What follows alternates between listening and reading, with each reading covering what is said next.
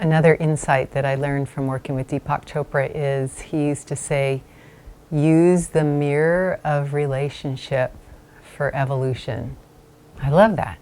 Use the mirror of relationship for evolution. So here's a story. I was living with these two women one time that were just so triggering to me, so difficult. In my mind, they were difficult.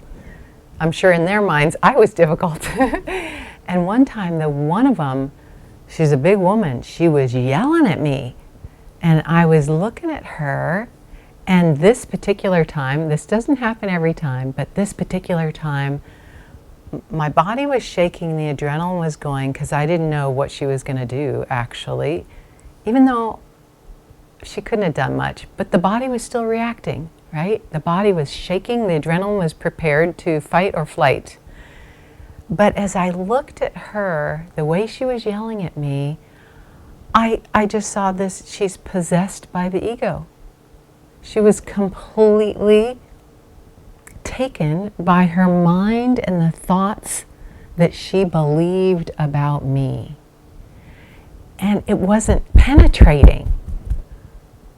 So using the mirror of relationship for evolution in this case was, oh my gosh, to be able to sit here and not be triggered by someone who's yelling at me. This happened many times actually, because I'm recognizing more and more the difference between ego coming at me. This is the way Deepak would describe it, ego and higher self or true self.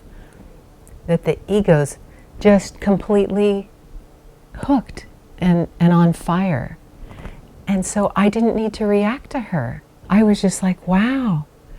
I can't remember what she was saying. I can't remember what happened. I just remember that I wasn't triggered. Now what's even more interesting, and I was so happy to experience that. Now what was even more interesting is the other roommate. Oh, I don't know what she did. She was always doing something that I got triggered by. And one time I was furious. And I'm not a person that gets angry a lot. But boy, in this household I did. I was so angry.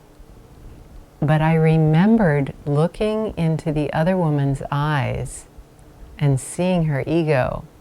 And I simultaneously remembered, I'm combining teachers now, my current teacher, Ajishanti, saying that there's one practice that he heard of where a bunch of nuns, Zen nuns, in, I don't know if you call it a monastery or whatever, their practice was to look into the mirror until they saw God in their own eyes.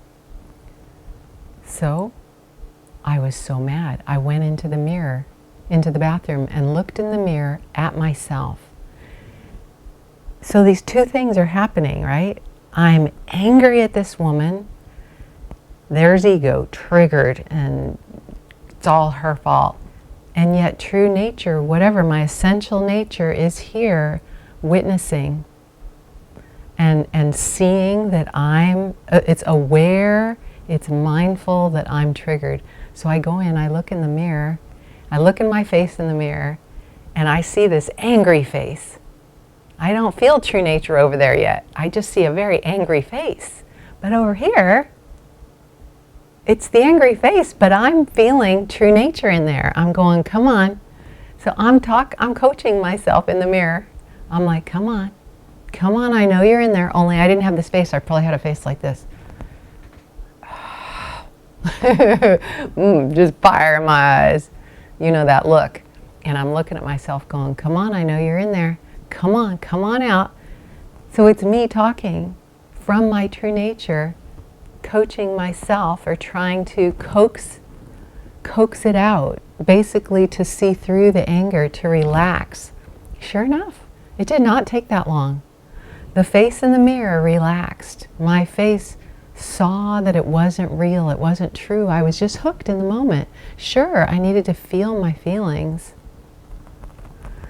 But the joy of knowing that that's not really who I am, and to see through that anger, to see through the egoic clever mind.